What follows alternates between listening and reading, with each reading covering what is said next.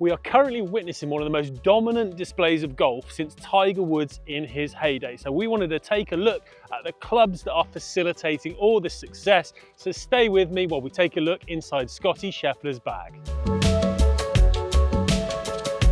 Okay, so starting with the driver, and Scheffler has been driving the ball as well as anybody in the game for probably nearly 2 years now. But this season he's gone into the QI10 from TaylorMade. Now he started the year, or maybe the back end of last year, in the QI10 LS model, as did Rory McIlroy, and both have gravitated back towards the core QI10 model. And I found in my testing, if you read any of my reviews, the QI10 core was by far and away my favourite of the family, and I got my best results with it. Now Scheffler does a couple of slightly interesting things with his driver. He's got an 8-degree head, which he tunes up slightly to 8.25. And he plays it, for a tall guy who's around 6'3", 6'4", he plays it a little bit shorter than some, at a stock 45 inches. So he's got a full extra inch of leeway if he needs it in terms of length to lengthen that driver. But he's probably doing that to ensure some more centered contact and really optimize his control. Another slightly different thing he does with driver, he's got a little bit of a heavier shaft than some. So he plays the Fujikura Ventus Black, which is a really stout shaft, very, very tip stable, designed as a low launch, low spin kind of a product. But he plays it in a 7X, and I'd say the majority of pros that are using that shaft on tour in their driver are in 6X, which comes in at a base weight of 65 grams, whereas Scheffler's comes in at 78 grams. So he's playing a little bit shorter and a little bit heavier, and that might be something to do with how many fairways he's hitting. On to 3-wood, and Scheffler uses the TaylorMade QI10 standard model. Interestingly, he doesn't need or feel the need to have the versatility or the adjustability of the tour model, which you can move around the loft sleeve, change the loft, change the face angle, which also has the weight on the back. This is bonded hosel, you can't move it, it's set at what it is. Again, in shaft, he uses the Fujikura Ventus Black, and because of the heaviness of his driver shaft in 7X, he again goes slightly heavier than, I would say, what was more standard with the 8X, which comes in at a raw weight of 85 grams. So again, that's a pretty heavy fairway wood shaft, again with a very stout profile, very tip stable, low launch and low spin, and matches up with his driver. So on to the irons, and Scheffler uses a really interesting combo set. In his 3 and 4 iron, he actually uses an older model Srixon, the ZU85, and he plays it in a really interesting Nippon NS Pro Modus prototype hybrid shaft. And by hybrid shaft, I don't mean it's a shaft designed for a hybrid club. It's actually a hybrid of steel and graphite. It's designed to just produce a little bit more launch at that end of the bag. And I don't know of any other pro that's actually using that. Correct me if I'm wrong down in the comments below.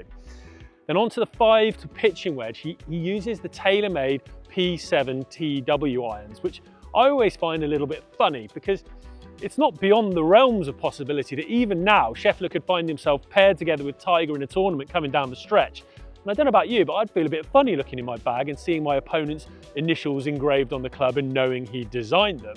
But either way, they're a phenomenal set of clubs, and they were designed for Tiger's exacting specifications.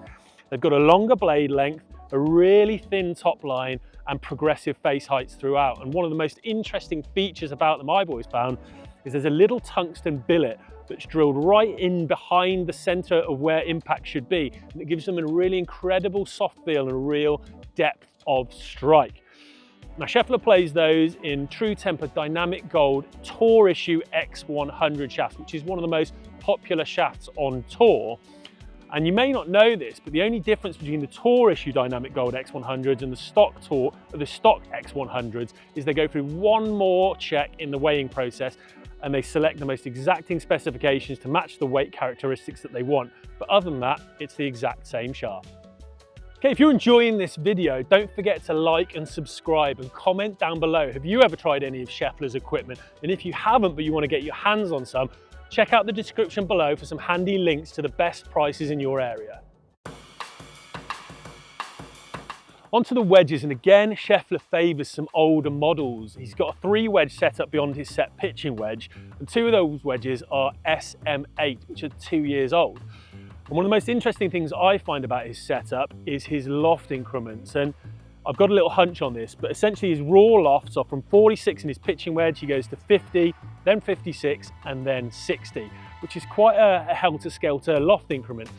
I heavily suspect his 50 might be bent a little bit weaker to create a 5-degree gap from 46 to 51 to 56. Don't have that evidence, that's just a hunch of mine. Now, another interesting topic is his bounce, and he does something which I know Aaron Dill and Bob Vokey like quite a lot. In his 50 degrees, he's got a standard 12 degrees of bounce with the F grind sole, and that's a full sole with no added camber or anything like that.